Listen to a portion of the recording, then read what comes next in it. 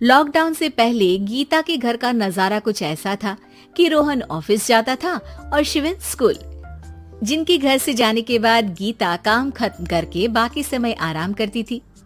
लेकिन लॉकडाउन के बाद ऑफिस और स्कूल घर में ही खुल गए और इससे गीता का हाल वो तो आपको देखने में ही मजा आएगा। शिविन, ओ शिविन, महाराज उठने के लिए क्या 21 तोपों की सलामी लेंगे? अरे बिस्तर से बाहर निकल, ऑनलाइन क्लास स्टार्ट होने वाली है। अरे तुम भी हद करती हो, स्पीकर की तरह चिल्लाने की क्या जरूरत है? दिख नहीं रहा मेरी कॉन्फ्रेंस चल रही है। अब कैमरा और स्पीकर ऑन कर रहा हूँ, मुझे कोई शोर नहीं चाहिए। इस पर जैसे ही रोहन लैपटॉप का कैमरा और स्पीकर ऑन करता है तभी कुकर की सीटी बजती है।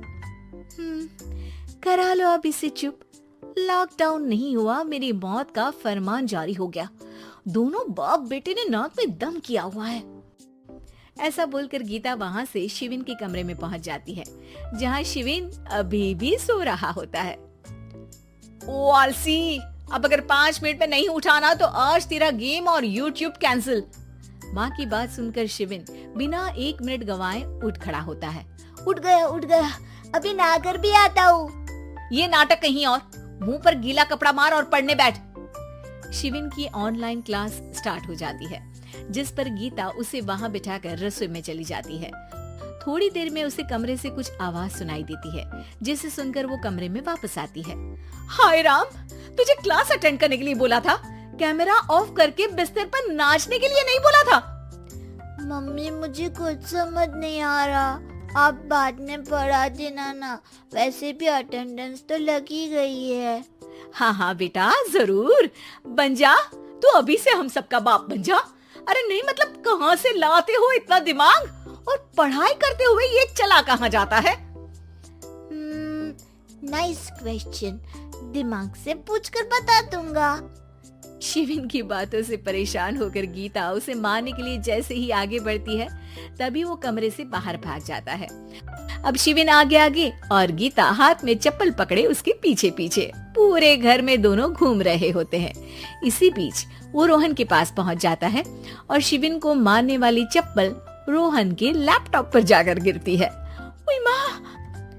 मम्मी, अब पापा को चप्पल मार रही हो? वो आज तक के रिपोर्टर, चुपचाप जाकर क्लास अटेंड कर ले, नहीं तो अगली तेरे पीछे लगेगी। इस पर शिविन वहाँ से चला जाता है, जिसके बाद रोहन गीता से कहता है, इस सर्कस के लिए कुछ बोलना चाहोगी? अरे क्या करूं, जब से तुम दोनों घर में रहने लगे हो, घर अपने आप ही सर्कस बन गया है और मैं तुम्हारी नौकर। कभी बेटी को संभालो तो कभी बाप के नखरे उठाओ। इन्हीं सब उथल पुथल में दिन बीतते रहते हैं, जिसमें हर रोज घर के अंदर कुछ नया सियप्पा खड़ा मिलता है, जो ज्यादातर शिविन और रोहन की ऑनलाइन स्कूल और ऑफिस से रिलेटेड ही होता है। एक सुबह, शिविन चल उठ, आज की क्लास जल्दी है। कैमरा ऑफ करके आप अटेंड कर लो। अरे ऐसे छित्तर पड़ेंगे, दादी नानी सब एक साथ याद आ जाएंगी। गीता की लाख मशक्कतों के बाद क्लास तो खत्म हो जाती है, लेकिन उसके बाद शिविन फोन इस्तेमाल करते हुए इंस्टाग्राम रील बनाने लगता है। रसोड़े में कौन था? तुम थी, मैं थी, कौन था? हाँ, मैं गरीब हूँ। अरे ओ गरीब के बेटे, आजा, मैं बनाती हूँ तुझे गरीब। मैं बताती हूँ रसोड़े में कौन था।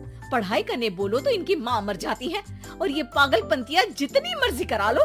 गीता शिविन को डांट रही होती है, तभी रोहन बीच में बोल पड़ता है, अरे बच्चा ही तो है, इतना गुस्सा क्यों कर रही हो? बेटे का साथ देने की इसी एक कोशिश में अब शिविन के साथ साथ रोहन भी गीता के गुस्से की सूली पर चढ़ जाता है। अगर बेटे पर इतना ही प्यार आ रहा है तो इसे क्लास अटेंड क्यों नहीं कराते, इसका होमवर्क क्यों नहीं कराते? उस समय तो बहुत जल्दी मीटिंग आ जाती है, वो काम मैं करूँ और यहाँ इस बेफिजूली की चीज में तरफदारी करके बन जाओ महान। हे भगवान, कोई तो इनके ऑफिस और स्कूल खुलवाओ, मैं इन्हें और घर में नहीं सह सकती। अरे कुछ और मांग लेती, क्योंकि तुम्हारी ये विश इस साल तो पूरी होने से रही, कोरोना। हाय नास बेटे ने जिंदगी ही बर्बाद कर दी। खाए कोई पचाए कोई, कल मुझे चुन चुन कर सबको मेरी बद्दुआ लगेगी। उन्होंने दुनिया का और इन बाप बेटे दोनों ने मेरा जीना मुश्किल कर दिया। गीता वहाँ से चली जाती है, जिसके बाद रोहन शिविन से कहता है, अरे तुम्हारी मम्मी इतनी भड़की हुई क्यों है? आपकी वजह से पूरा समय घर में रहते हो और उस पर कोई काम कराने की जगह बस ऑर्डर देते रहते हो। अच्छा बेटे, सारा इल्जाम मुझ पर? पूरा दिन तो वो तुम पर ही चिल्लाती है। हाँ, मतलब दोनों का 50-50 है, कुछ करना पड़ेगा।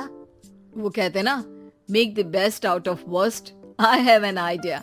वैसे तुम्हारी माँ सही कहती है, बहुत जुबान चलाने लगे हो, कम बोला करो।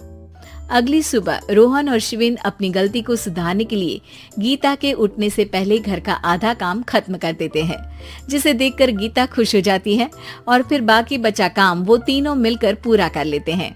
जिसके बाद अब वो सब मिल बांट कर हर काम में एक दूसरे की मदद करते हुए लॉकडाउन का मजा लेने लगते हैं।